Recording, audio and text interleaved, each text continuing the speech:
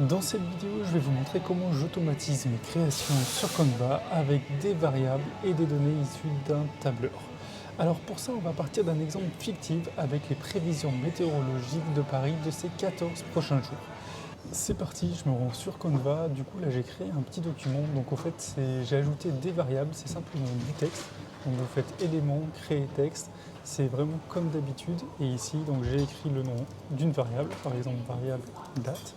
Donc, j'ai mis une variable de date.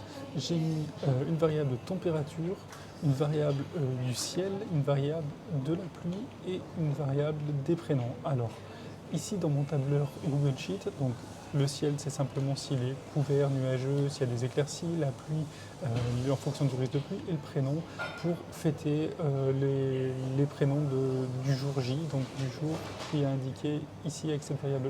Donc là, j'ai mon document Google Sheet avec en première ligne ici donc mes variables. Donc les variables, c'est tout simplement une donnée qui va changer en fonction des images générées. Donc une par colonne, date, température, ciel, pluie et prénom qu'on retrouve donc ici.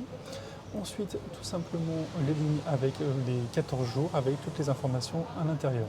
Du coup, je clique sur Fichier, Télécharger, et là, je vais tout simplement l'enregistrer en version .csv, donc valeur séparée par des virgules. Ici, j'ai mon nouveau document, du coup, qui va d'être téléchargé. Je retourne sur Canva. Et d'ailleurs, si vous souhaitez avoir Canva Pro gratuitement pendant 30 jours, j'ai mis un lien pour vous dans la description. Je vais dans mon menu de gauche, je clique ici sur créer un bloc. Donc s'il n'apparaît pas ici, c'est parce que vous ne l'avez pas utilisé. Vous cliquez sur appli et il apparaît ici sur créer un bloc. Ici, vous faites importer un fichier CSV.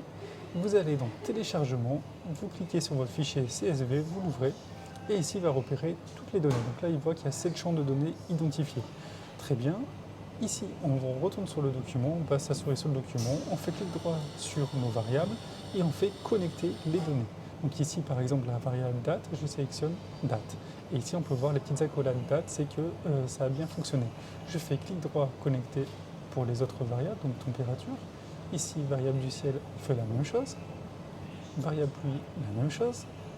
Et ensuite, la dernière, donc pluie ici, et la dernière, c'est les prénoms. Connecter les données et prénom. Ok, donc ça y est, tout est connecté. Je clique simplement sur continuer, sur générer les 14 pages. Donc là, c'est en train de générer les 14 publications en fonction des données qu'il y a dans ce document-là. Donc là, ça a bien fonctionné. Donc j'ai par exemple le 12 janvier 2023, il fait 12 degrés, ciel couvert, aucun risque, etc.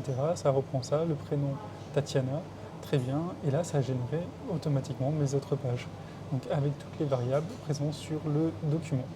Voilà, j'espère que cette vidéo vous a été utile. N'hésitez pas à me poser toutes les questions dans les commentaires et je vous dis à bientôt pour une nouvelle vidéo.